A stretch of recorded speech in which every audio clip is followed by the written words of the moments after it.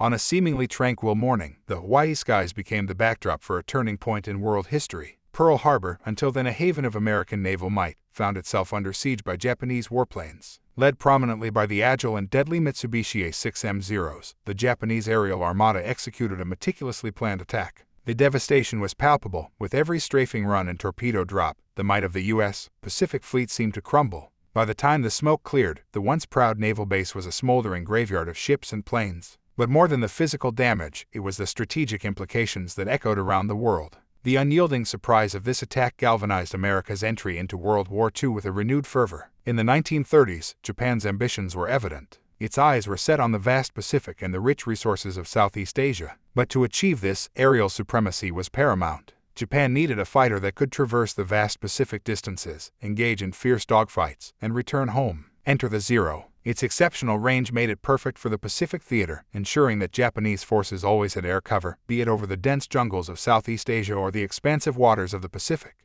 The Zero was not just another fighter, it was Japan's ticket to achieving its ambitious wartime objectives. The Mitsubishi factories were bustling hubs of innovation. Workers, engineers, and visionaries came together to bring the dream of the Zero to life. The challenge wasn't ordinary. Building a plane that was lightweight, robust, and long-ranging required a departure from traditional design philosophies. New materials were explored, engineering boundaries were pushed. Every nut, bolt, and rivet was a testament to Japanese craftsmanship and the nation's commitment to its war efforts. The Zero was more than metal and machinery, it was the embodiment of a nation's hopes and aspirations. The heart of the Zero was its engine. The Nakajima Saki, with its intricate design, ensured that the Zero had the power it needed to dominate the skies. But power wasn't the only consideration. Fuel efficiency was critical, enabling the Zero to undertake long missions. Coupled with this were the Zero's weapons. Its cannons, machine guns, and the ability to carry ordnance made it a versatile threat. Whether it was a swift dogfight or a ground attack mission, the Zero was equipped to handle it, a true testament to Japanese engineering and foresight.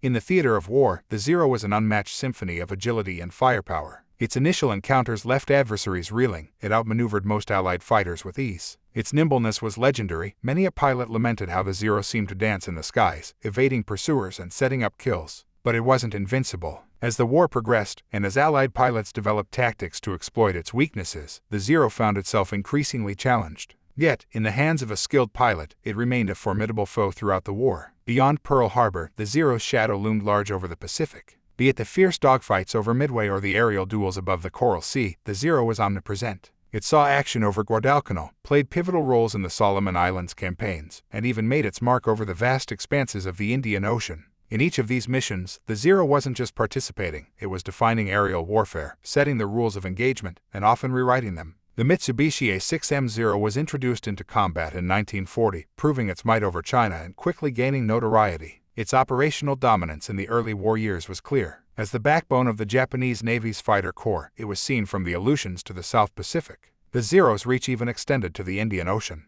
However, by 1943, the tide began to turn. As newer, advanced Allied fighters emerged, the Zero's previous superiority began to wane. Yet, despite facing more advanced foes, the Zero remained in active combat until the war's end in 1945, showcasing the sheer determination of its pilots and ground crews. The Zero's enigma wasn't exclusive to Japan. Many Zeros found themselves in foreign hands, either through capture or post-war acquisition. Countries like the United States, China, and the Soviet Union obtained these fighters, eager to decode the magic behind the Zero's excellence. By dissecting its machinery and understanding its flight characteristics, Allied pilots were better prepared for combat. Such insights provided an edge, leveling the playing field and shifting the momentum of the war. This exchange of knowledge played a critical role in reshaping aerial warfare doctrines in World War II. For all its laurels, the Zero wasn't without flaws. Its agility and range came at the cost of defensive measures. Sacrificing armor for speed and maneuverability meant that it was vulnerable to gunfire. Unlike some of its counterparts, the Zero lacked self-sealing fuel tanks, making it prone to catching fire. Its pilots, brave and skilled, had little protection, leading to a higher fatality rate. As the Allies studied captured Zeros, they learned of its limitations, evolving their tactics and engineering to counter this once unbeatable foe. Many, friends and foes alike, have expressed their reverence and respect for the Zero. But one quote stands out. As U.S. Marine Corps General Claire L. Chennault once said, the Zero had the most acrobatic performance of any combat airplane.